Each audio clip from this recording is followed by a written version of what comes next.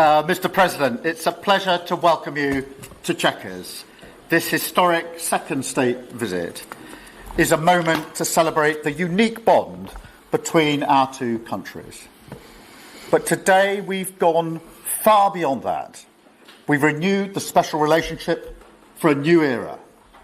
The United Kingdom and the United States stand together today as first partners on defence, first partners in trade, with the groundbreaking deal we struck in May, and now with the new agreement that we've just signed this afternoon.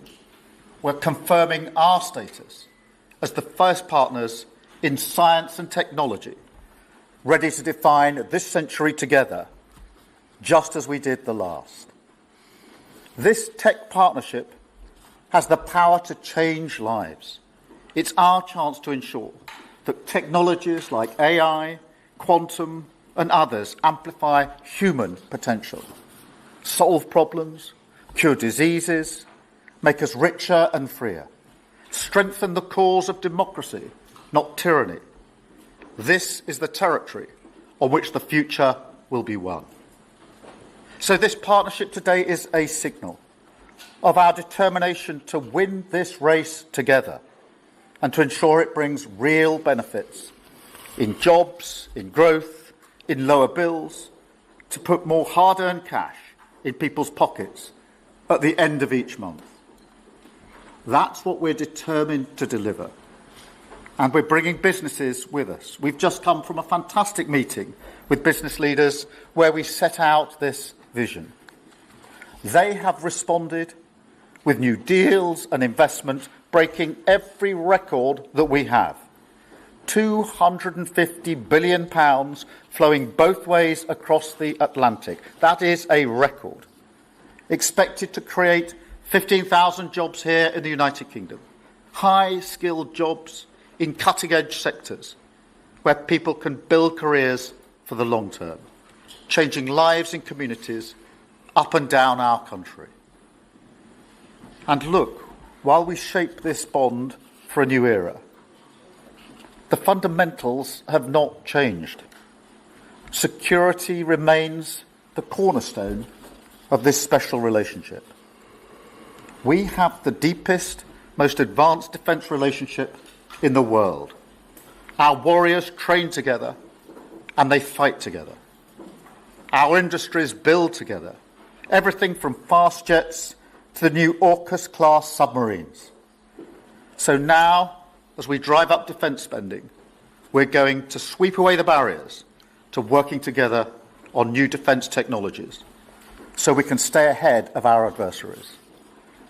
We're united in defence and security, yes, absolutely. But we're also united in the pursuit of peace.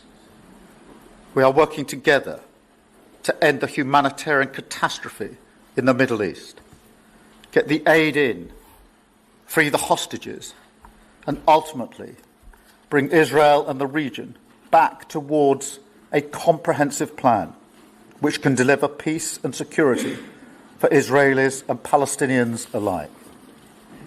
We're also working together to end the killing in Ukraine.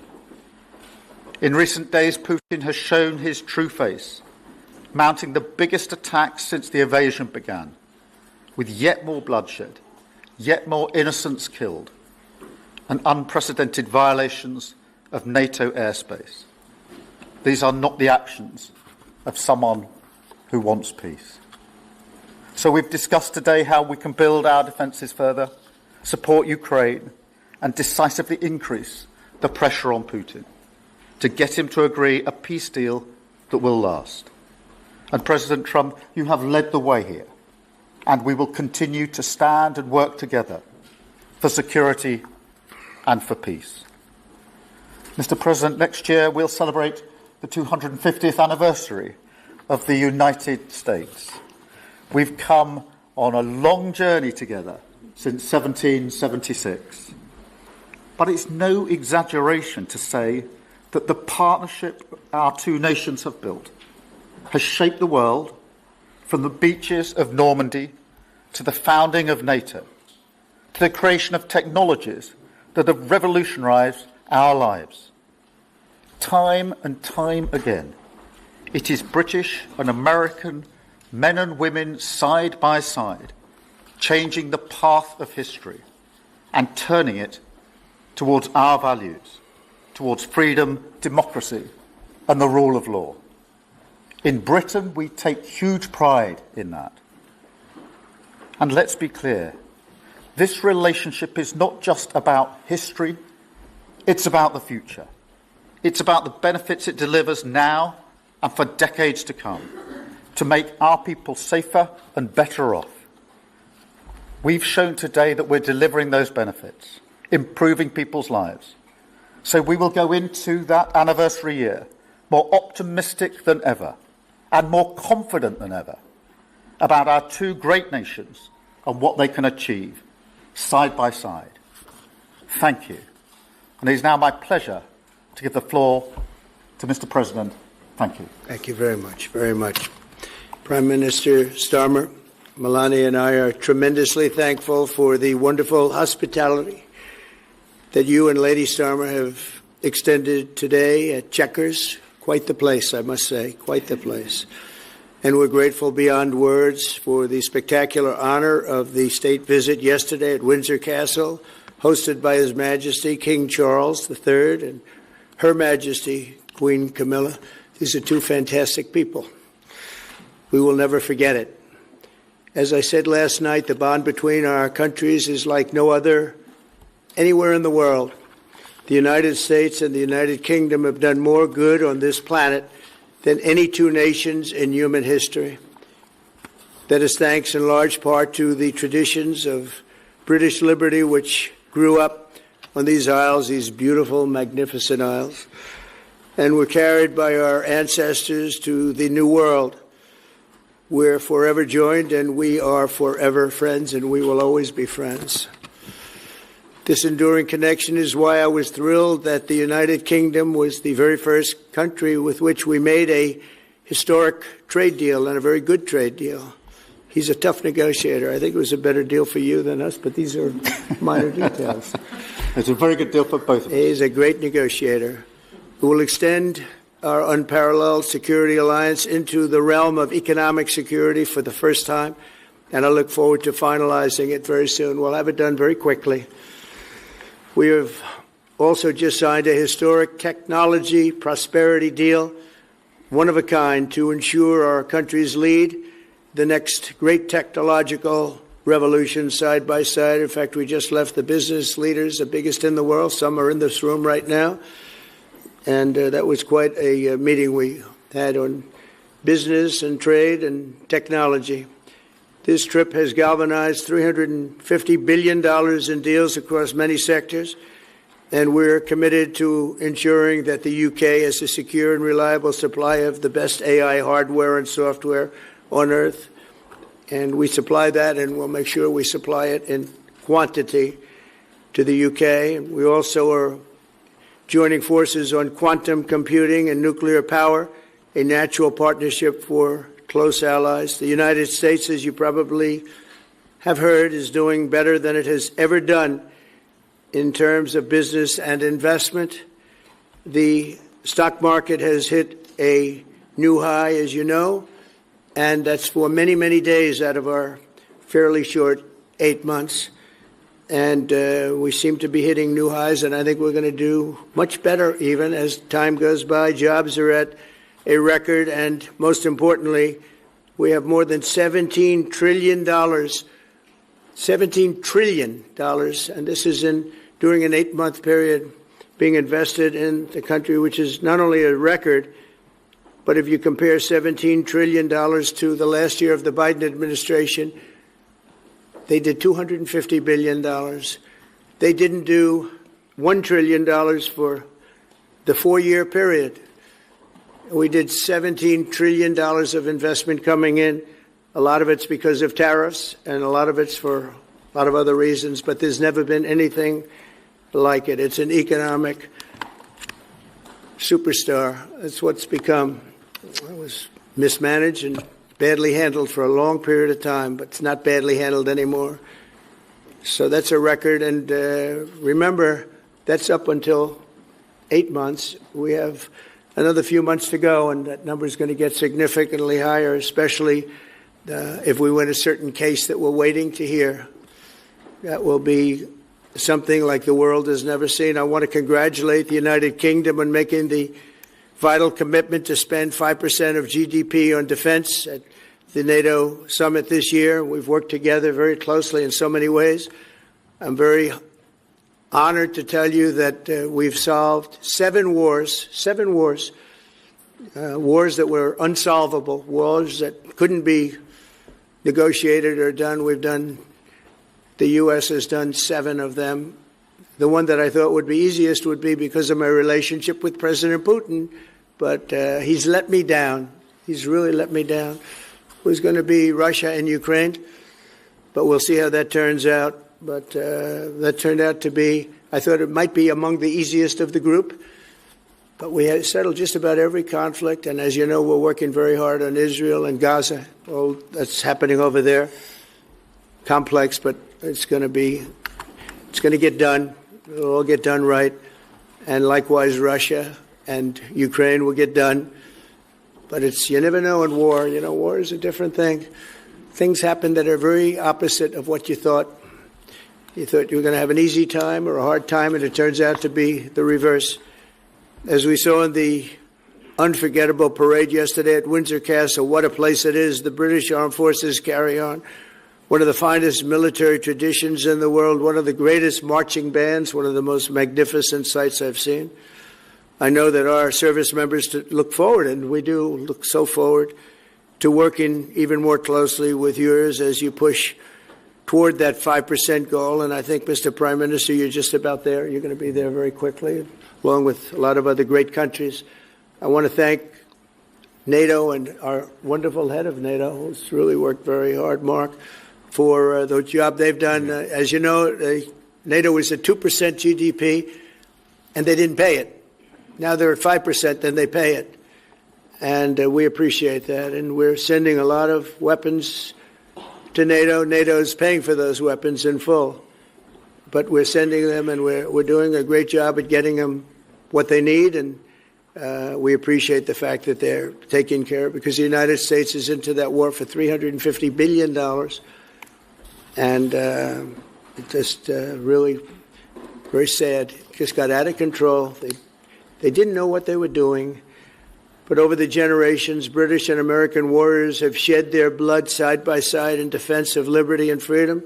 And that's why it's so imperative that the United States and the United Kingdom stand together for these fundamental rights and values of the English-speaking world. And we've always stood together, and we will continue to. Just last week, a great American, Charlie Kirk, was heinously assassinated for speaking his mind. He was a great young man. Incredible future. Some people said he might be president someday. I told him, I said, Charlie, I think you have a good shot someday at being president. And he just wanted to take care of youth. He loved youth. I've never seen anybody relate to youth like Charlie, and they related to him, and they're devastated.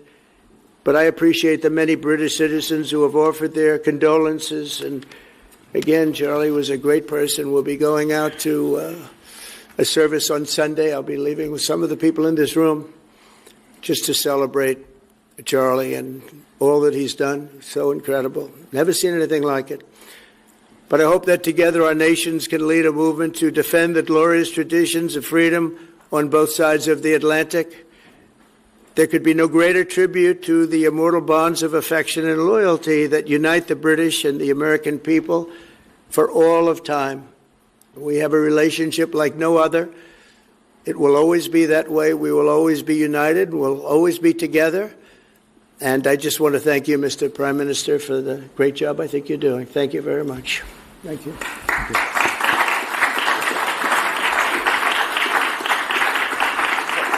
Thank you very much, Mr. President. We're going to take some questions. I'll call 2 or 3 to start with, and then I'll pass over to the President. I've got Chris Mason from the BBC first. Chris. Thank you both. Chris Mason, BBC News. Mr. President, the UK is expected to recognise a Palestinian state in the coming days as the killing in Gaza continues. It often seems that you're the only person that Israel will listen to. What more can you say to them to tell them to stop? And why is the UK's position on a Palestinian state, in your view, wrong? And Prime Minister, what will the recognition of a Palestinian state actually achieve? Is it not just gesture politics to appease people in your own party? Thank you both. Well, Chris, let me just start with that, because we discussed this amongst other things. We had the best part of an hour, I think, upstairs earlier today, just one-to-one, going through a number of affairs, world affairs, in private. And we absolutely agree on the need for peace and a roadmap, because the situation in Gaza is intolerable. The hostages have been held for a very, very long time, and they must be freed. And we need aid to get into Gaza at speed. And so it's within that context of a plan for peace, which we're working hard on, which not only did we discuss this morning, but our two teams have been working together on, that the question of recognition needs to be seen. And so it's part of that overall package which hopefully takes us from the appalling situation we're in now to the outcome of a safe and secure Israel, which we do not have, and a viable Palestinian state. Thank you. Well, simply, I want the hostages released now, right now, not 1, 2, we'll give you 3 more tomorrow, and, like it's been, but we're the ones that got all the hostages released. We got many, many came to the Oval Office, and I've heard stories like I've never thought even possible. There was no humanity, no anything. I said to them, was there any warmth shown during this stay? Like they offered you a little extra meal, they gave you a little smile, and they said, don't worry, you'll be okay. And every one of them said, not even a little bit. Amazing, to think that during this stay, long stay in some cases. We had a man the other day, 451 days he was there. I always ask that question. And was there any warmth shown? Just a little word of encouragement. And the answer is every time, absolutely not. I'm shocked to hear it, because in the worst cases, there's always somebody that comes through. We have to remember October 7th, one of the worst, most violent days in the history of the world, not just there, the history of the world. And I got to see the tapes, and I wish I didn't see them, actually. But I got to see them. And I want an end. I want the hostages released. And I think it's going to be okay, but it has been a brutal period of time. But this has been going on for a long time. This is not something that's over the last year, 2 years, but this has been for decades and decades. But we want it to end. We have to have the hostages back immediately. That's what the people of Israel want. They want them back, and we want the fighting to stop, and it's going to stop. But a lot of bad things. Hamas said that they're going to put the hostages up as bait. They're going to put the hostages in front of any attack. And that's pretty brutal. We haven't heard that one in a long time. So we have to remember that. So I have a disagreement with the Prime Minister on that score. Okay? One of our few disagreements, actually. Great. Can I take Jack from The Sun? Jack. Thank you both. Jack Elson from The Sun. Mr. President, in the 9 months you've been in office, you've been incredibly successful in all but eliminating crossings on your southern border. Yeah. Meanwhile, illegal migration is at record levels in Britain. The Prime Minister is trying to tackle that. What advice would you give to the man standing next to you on trying to stop illegal migration in Britain? And Prime Minister, if I can just ask, the President is all about drill, baby, drill in terms of trying to secure American energy and cut bills for Americans. Meanwhile, you are turning Britain's back on oil and gas in favour of renewable energies, such as wind turbines. Why do you think that you are right and he is wrong? So we had millions of people flowing in, totally unchecked, totally unvetted from the Biden administration. 25 million, in my opinion, that would be about 25 million. They came from prisons, they came from mental institutions, they were gang members, they were drug dealers. They came from the Congo. They came from all parts of South America. They came from everywhere. Think of it. Prisons from the Congo being released into the United States. Prisons opened up in Venezuela and many other countries pouring into the United States. And I couldn't believe it. And one of the reasons I decided to run. I decided to run because I don't want to be controversial, but you see what's happened and you see all the information that's come out. We won in 2020 big. And I said, let's run. We got to run, because I saw what was happening. And the worst thing that I saw was all of these people. You know, we've already solved inflation. We've solved prices. Oil is way down. Energy is way down in the United States. But what I saw happening with millions of people pouring into our country, I couldn't stand to watch it. And we've done a great job. Nobody, if you've seen the last, I appreciate your question, by the way, nobody, absolutely zero, and I'm not even sure that's possible, but it's a very liberal group that come out with those statistics. The last 3 months, we had zero. From millions of people a year ago, we had zero people enter our country illegally. And we do have people coming in legally through a legal process and testing and lots of other things. I think it's very important, and we speak about it. And I think your situation is very similar. You know, you have people coming in, and I told the Prime Minister I would stop it, and it doesn't matter if you call out the military, it doesn't matter what means you use, but it's going to destroys countries from within. And we're actually now removing a lot of the people that came into our country. It's a very hard chore. We were given a very, very bad hand. Millions of people came in from prisons and mental institutions. We have to remove them. And we are removing them. We have no choice, and I feel very strongly about it. Thank you very much.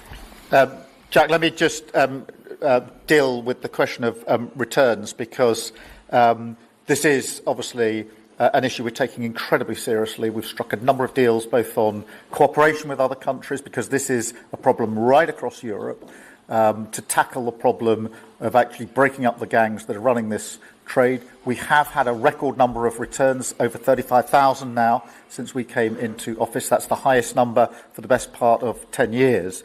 We struck the returns arrangement with France, and notwithstanding the challenges to that scheme, which you've seen in the last few days, a flight went off at 6:15 this morning, successfully returning someone under that scheme. So that is an important step forward. Obviously, there's no silver bullet here. There's a range of things that need to be done.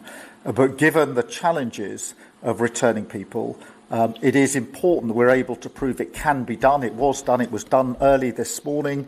So I can confirm that that flight went. It went successfully. And I'm pleased about that. Now we need to ramp that up at scale, which was always envisaged under the scheme, but it's very important that we have been able to prove that the proof of concept, if you like, that this can be done, and will continue in that way. On the question of energy, firstly, let me be really clear that I am absolutely determined to ensure that the price and cost of energy comes down, so that bills come down both for individuals, for families, with their household bills, but also for business, because this is so important. The mix will include oil and gas for many years to come from the North Sea. We've been clear about that for some time, but we also need to mix that with renewables, and it's the mix that's really important. And the approach I've taken on this is the same approach that I take to many other things, a pragmatic approach.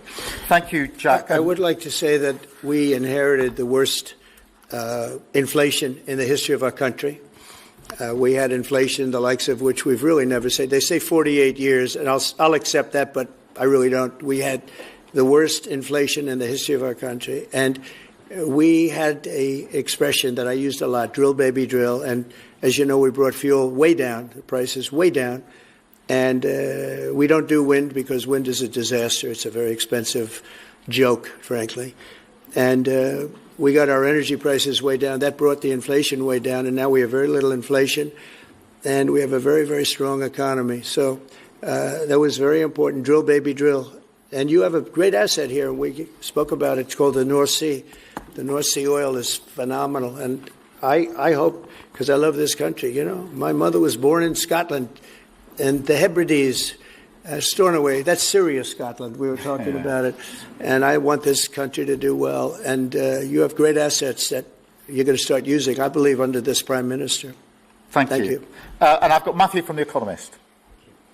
Matthew. Thank you, Prime Minister. Mr. President, you say that President Putin has let you down. Have negotiations run out of road, and what are your next steps to compel an end to this war? Well, he has let me down. I mean, he's killing many people, and he's losing more people than he's killing. I mean, frankly, the Russian soldiers are being killed at a higher rate than the Ukrainian soldiers. But, yeah, he said, let me down. I don't like to see. It's death. You know, it doesn't affect the United States. We have, other than unless you end up in a world war over this thing, you could. This was a thing that would have never happened had I been president. If I were president, it would have never happened. And it didn't happen for 4 years. Most people agree it didn't happen, nor was it close to happening. And I spoke to President Putin about Ukraine. It was the apple of his eye. I've said that many times. It was. But he would have never done what he did, except that he didn't respect the leadership of the United States. They just went through the Afghanistan total disaster for no reason whatsoever. We're going to leave Afghanistan, but we're going to leave it with strength and dignity. And we're going to keep Bagram, the big air base, one of the biggest air bases in the world. We gave it to them for nothing. We're trying to get it back, by the way. Okay, that could be a little breaking news. We're trying to get it back because they need things from us. We want that base back. But one of the reasons we want the base is, as you know, it's an hour away from where China makes its nuclear weapons. So a lot of things are happening, but I am very disappointed in the fact that that one's not settled. To think that we settled Azerbaijan and Albania, as an example, it was going on for years. It was never going to be settled. If you remember, the prime minister and the presidents, they were there for many years. They said, when they were in my office, we settled. And they started off at both sides of the Oval Office, so far away. I didn't know you could be so far away. And as we were together for an hour, they kept getting closer, closer. And by the time we finished, we all hugged each other. And one said, I've been in this position for 22 years, and all I've done is kill their people. The other was there for 7 years, and all he did was kill their people. And we got it settled. And we did others, as you know. The Congo, we settled the Congo with Rwanda. That was going on, and that was a machete war. That was a gruesome war. Many people, close to 10 million people killed. We got that settled. My biggest disappointment, but it's, you know, look, we did 7, and most of them were not thought to be settleable. We did India and we did Pakistan. That's 2 nuclear. That was purely for trade. You want to trade with us, you're going to have to get along. And they were going at it hot and heavy. But the Russia situation, I hope we're going to have some good news for you coming up. But again, it doesn't affect the United States. And look, it doesn't so much affect you. Of course, you are a lot closer to the scene than we are. We have a whole ocean separating us. But I will say this, it's millions of people have died in that war, millions of souls. And they're not American. The soldiers, mostly soldiers, as you know. The soldiers are being killed at levels that nobody's seen since the Second World War. But they're being killed, and I feel I have an obligation to get it settled for that reason. Thank you. And just to add on that question, because we have to put extra pressure on Putin. And it's only when the president has put pressure on Putin that he's actually shown any inclination to move. So we have to ramp that pressure up. I think it's important to have this conversation in the context of what's happened in recent weeks. We saw damage and bombing to the British Council in Kyiv. These are targets that it was thought until recently were not targets that would be hit. The British Council, the European Union Embassy, the Council of Ministers, where President Zelensky's ministers work, was hit. Again, these were thought to be places that wouldn't be hit. And then the incursion into Poland last week. And if you put that together, what you can see is either an emboldenment or at least an increased recklessness on Putin's part. And that's why I said earlier that they're not the actions of someone who wants peace. So we have to ramp up. And we discussed earlier today, we have built the coalition of the willing with British leadership and French leadership, stepping up with military planning in the seas, in the sky, on the ground, and ramping up what we do with the Ukrainians themselves. And of course, that, taken with an American guarantee, is now an example, I think, of the challenge of Europe stepping up to the plate, which it has done in the last few months, to show through what we and the French have done that we're prepared to take the lead in this and take the necessary measures. But that's a war that could have been a third world war, and I don't think we're going to be there now. But that was heading to a third world war. And what a shame it is. What a shame it is. Mr. President, do you want to call some of the... I would love to call a outlets? few of them. Bev, do you want to have a question? I've got to come back to you. Bev Turner, GB News. Thank you. Having been in DC for a few weeks, it's really interesting to see how you run the country as a proud Christian leader. And it really begs the question to the Prime Minister, if you don't mind, are we still a Christian country? But also... When you say we, are you talking here or... Here. The Here? UK. I'm still British. I might I'd live in rather America. have I'm him still answer British. that question. But also... I can't give you that answer. That's for the Prime Minister. But also, despite what we talked about in Scotland a few weeks ago, we still have 12,000 people a year here being arrested for social media posts, for free speech violations. Does that not remain an important area that there is still a lot of disagreement on? I'd like to have you answer that. Yeah, look, I mean, in terms of a Christian country, I was christened, so that is my church has been all my life, and we are, that is wired into our informal constitution. Of course, we celebrate many other faiths as well, and I'm really proud that we're able to do so as a country. And on free speech, that has long lived in this country, free speech. It's one of the founding values of the United Kingdom, and we protect it jealously and fiercely, and always will, and we will bear down on any limits on free speech. I draw a limit between free speech and the speech of those that want to peddle paedophilia and suicide social media to children, and therefore I'm all for free speech.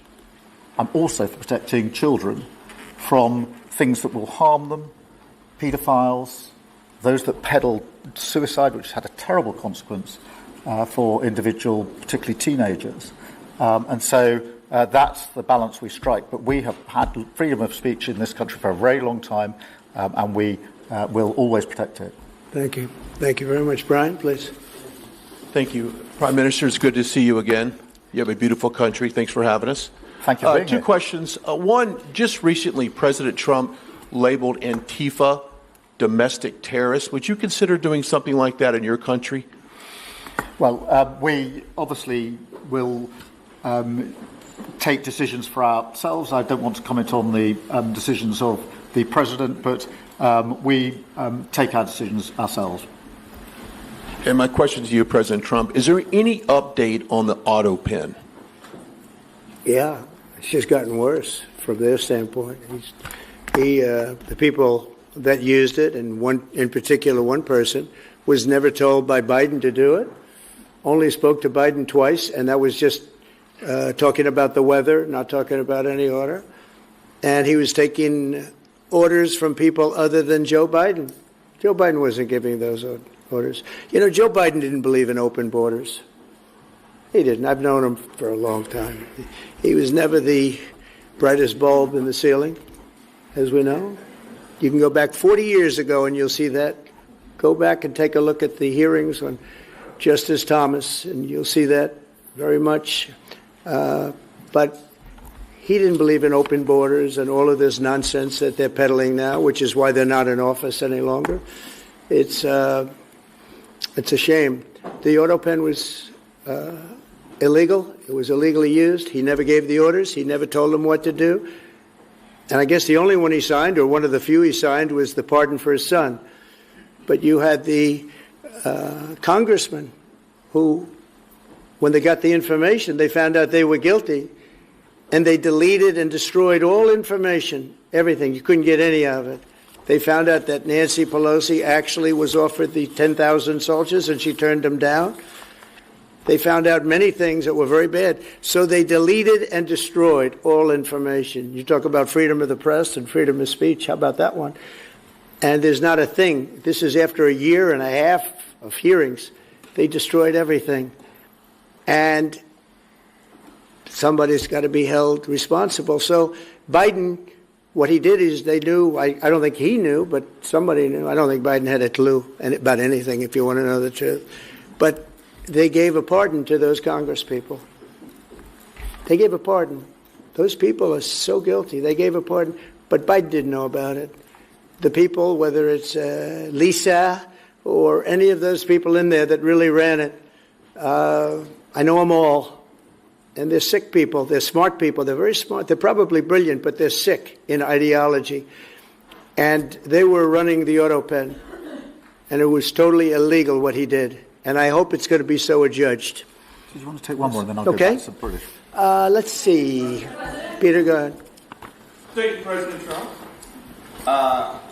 In the deal that you're working on for the Chinese to sell TikTok to an American buyer, are the Americans going to have to come up with their own algorithm, or are they going to continue to use the successful but addictive Chinese algorithm? So what we're doing, and we're speaking to President Xi on Friday to see if we can finalize something on TikTok, because there is tremendous value, and I hate to give away value, but I like TikTok. It helped get me elected. In fact, Charlie said, "Sir, you ought to get on TikTok. You'd be great." I said, "Really? Tell me about TikTok."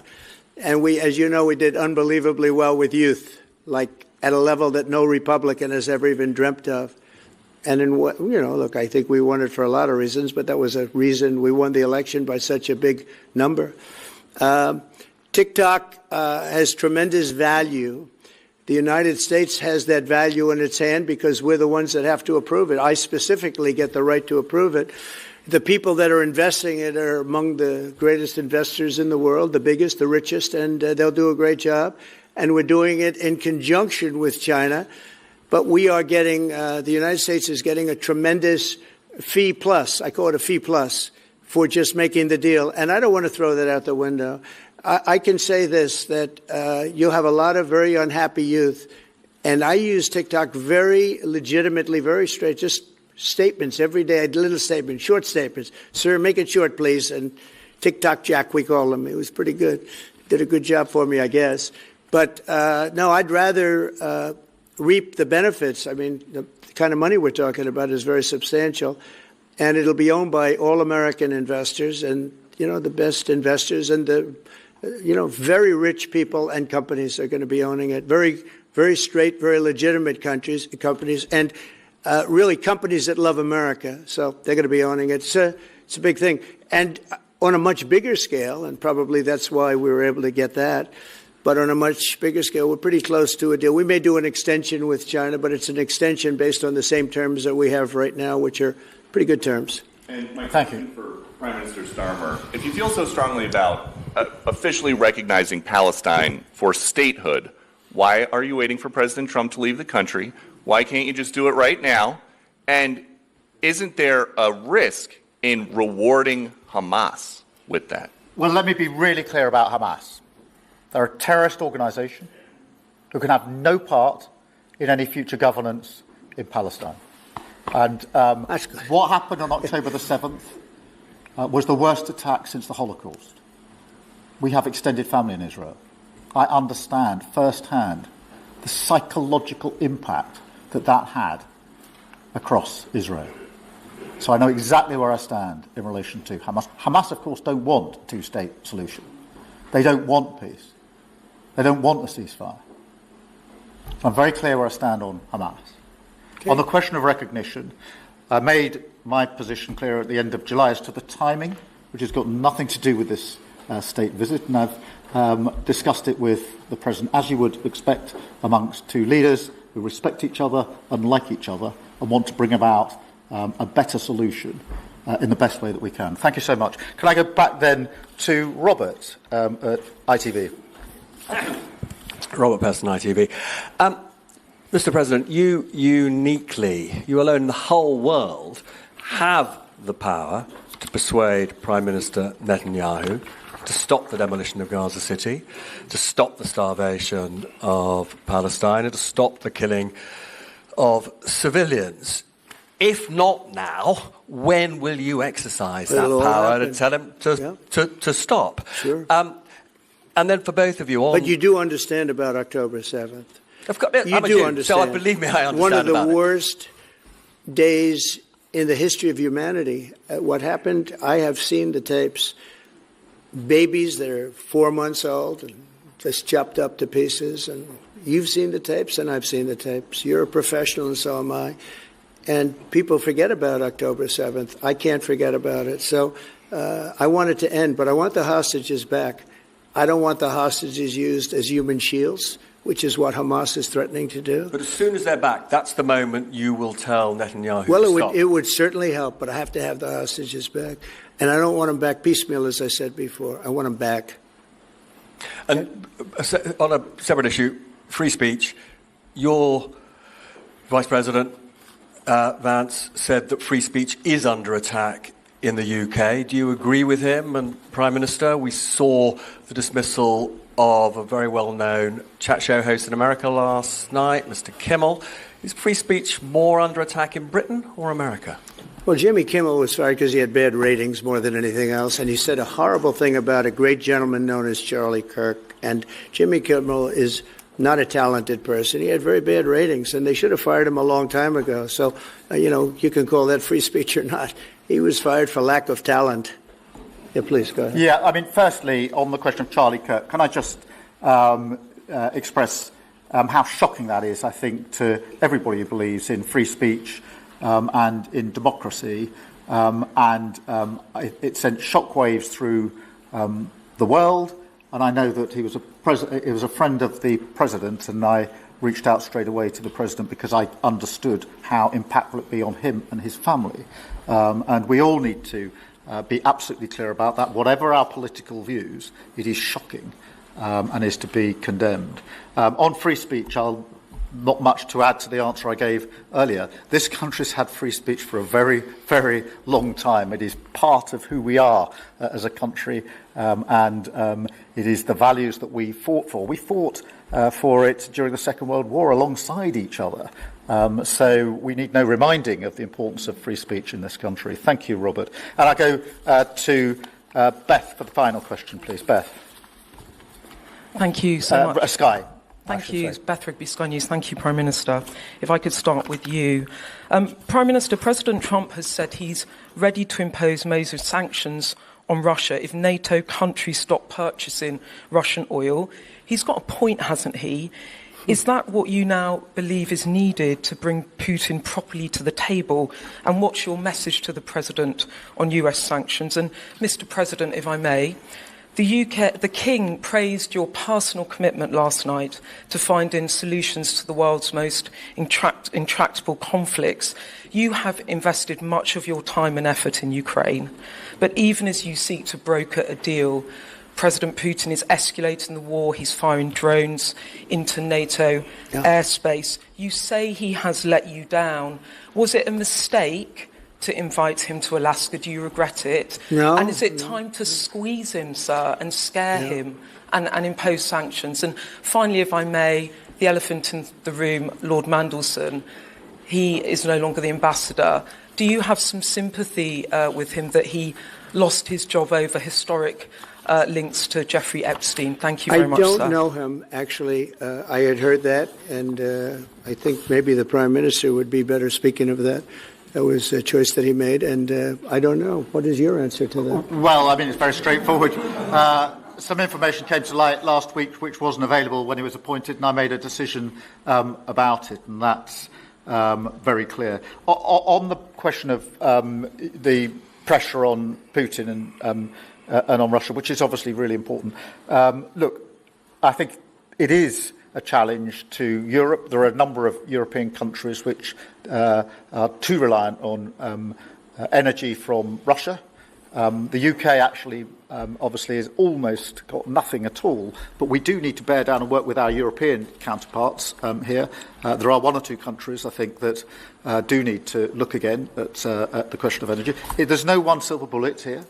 We do have to have a wider suite of sanctions, which we've put in place a number of times, working across Europe and with the United States. And, of course, we must, and we are, making sure that Ukraine is in the strongest position now, because one of my long concerns here has been that whilst we talk about a ceasefire, and we all want a ceasefire, and we talk about what might happen after a ceasefire, we mustn't forget that Ukraine needs our support now. And we've said we stand with Ukraine from the start to the finish, and that means we must continue to supply them with what they need in order to fight this war, which, of course, resulted from and is a result of Russian aggression.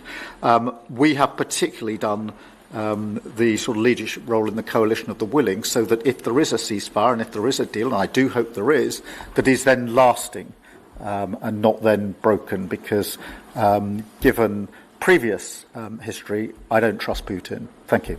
Very simply, if the price of oil comes down, Putin's going to drop out. He's going to have no choice. He's going to drop out of that war. And when I found out that the European nations were buying oil from Russia, and as you know, I'm very close to India. I'm very close to the Prime Minister of India. I spoke to him the other day, wished him a happy birthday. We have a very good relationship. He put out a beautiful statement, too. We have, but I said, I sanctioned them. China is paying a very large tariff right now to the United States. But I'm willing to do other things, but not when the people that I'm fighting for are buying oil from Russia. If the oil price comes down, very simply, Russia will settle. And the oil price is way down. We got it way down. We're drilling and we produce more oil than anybody else in the world. We're doing a lot. But I was disappointed to see that. And the Prime Minister was disappointed to see that. And it wasn't him. It was other countries. And you can't do that. You can't do that. You can't. That's not playing fair with the United States. And we can't have that. Thank you. Thank you very much indeed. Thank you. Thank you. Thank you.